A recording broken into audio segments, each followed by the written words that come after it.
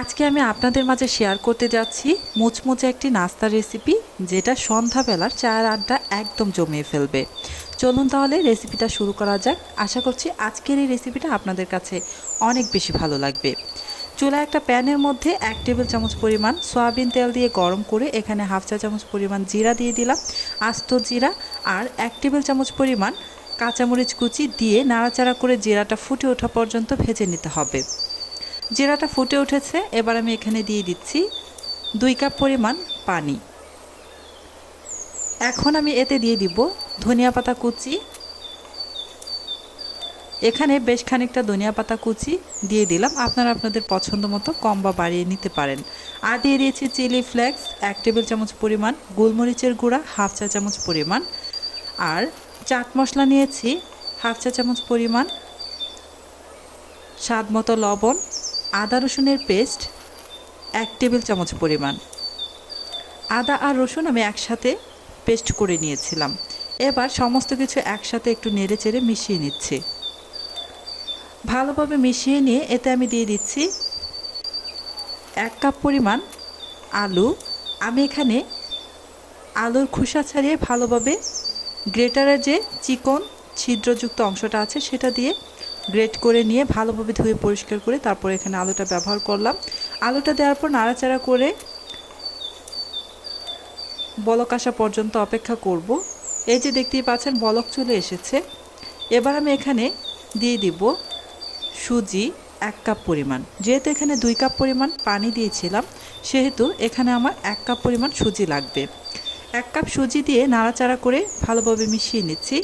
এ পর্যায়ে চুলার আঁচ একদম লো হিটে রেখে তারপর সুজিটাকে নাড়াচাড়া করে ভালোভাবে একদম ডোর মতো করে নিতে হবে। তবে এই ডোটা একদম শক্ত হবে না, আবার খুব বেশি নরমও হবে না।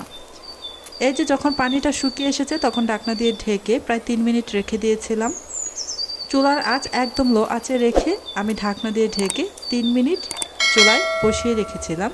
এই যে 3 মিনিট পর দেখতে পাচ্ছেন একদম পারফেক্ট হয়েছে ডোটা। এবার আমি এটাকে নামিয়ে নেব।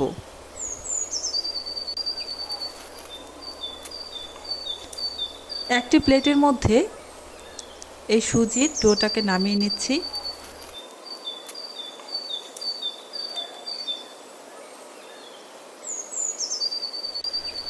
এই যে দেখুন, দেখে নিশ্চয়ই বুঝতেই পারছেন একদম খুব বেশি শক্ত বা একেবারে নরম না, মিডিয়াম করেই আমি ডোটা বানিয়ে নিয়েছি। এবার আমি এখান থেকে কিছুটা হাতের মধ্যে নিয়ে নিচ্ছি, একটি লেচির মতো কেটে নিয়ে নিচ্ছি। আমি হাতের মধ্যে কিছুটা তেল মেখে নিয়েছিলাম। এবার এই যে একটি বড় সাইজের স্টিলের মগ নিয়ে নিয়েছি। মগের পেছন সাইডে আমি কিছুটা তেল ব্রাশ করে নিয়ে তারপরে যে উপরে ডোটা রেখে হাত দিয়ে চেপে একটু চেপটা করে নিলাম। এবার আমি একটি ছুরির সাহায্যে সমান করে নিব। আপনারা দেখে নিশ্চয়ই বুঝতেই পারছেন আমি কিভাবে কাজটা করছি। একদমই সহজ আর একদমই লেগে যাবে না, যেহেতু আমি এখানে তেল মেখে নিয়েছিলাম। এই যে আমি 4 কোণা একটা শেপ দিয়ে নিব। ছুরির সাহায্যে খুব ভালোভাবে শেপ দেওয়া যায়, একদম সমান হয়। এই যে দেখতে পাচ্ছেন আমি 4 কোণা একটা শেপ দিয়ে নিচ্ছি। এবার ত্রিভুজের মতো 3 কোণা করে কেটে নিব। এই যে দেখে নিশ্চয়ই বুঝতেই পেরেছেন আমি কিভাবে কেটে নিয়েছি। এক একটা নাস্তা 3 কোণা শেপে হয়েছে ত্রিভুজের মতো। এবার আমি আপনাদের উঠিয়ে দেখিয়ে দিচ্ছি।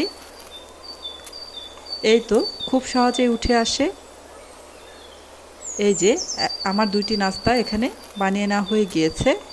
সেমভাবে আমি আপনাদের আরও একবার বানিয়ে দেখিয়ে দিচ্ছি আপনাদের বোঝার সুবিধার্থে। বারবার এখানে তেল ব্রাশ করার কোনো প্রয়োজন নেই, একবার তেল ব্রাশ করলেই হবে, আর লেগে যাবে না। এই যে আবার আমি ছোট একটা লেচি কেটে নিয়ে প্রথমে চ্যাপটা করে তারপরে যে ছুরির সাহায্যে 4 কোণা শেপ দিয়ে নিচ্ছি।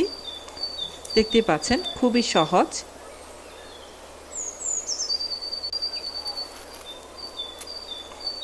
এই তো এটাও আমার খুব সুন্দরভাবে 4 কোণা শেপে হয়ে গিয়েছে। এখন আমি এটাকেও কেটে নিব। ত্রিভুজ আকৃতিতে আমি কেটে নিচ্ছি। এই তো হয়ে গিয়েছে, দেখতে পাচ্ছেন, দেখতেও বেশ সুন্দর লাগছে। এভাবেই আমি বাকি সবগুলো নাস্তা প্রথমে বানিয়ে নিব। সবগুলো নাস্তা আমি বানিয়ে নিয়ে এই যে চলে আসলাম চুলায় ভাজার জন্য। চুলায় একটা প্যানের মধ্যে পর্যাপ্ত পরিমাণ সয়াবিন তেল দিয়ে দিচ্ছি। তেলটা গরম হওয়া পর্যন্ত অপেক্ষা করব। তেলটা যখন ভালোভাবে গরম হয়ে গিয়েছে তখন আমি এখানে নাস্তাগুলো দিয়ে দিচ্ছি। পরিমাণ মতো এখানে নাস্তা দিয়ে দিচ্ছি। এই তো বেশ কিছু নাস্তা আমি এখানে দিয়ে দিয়েছি।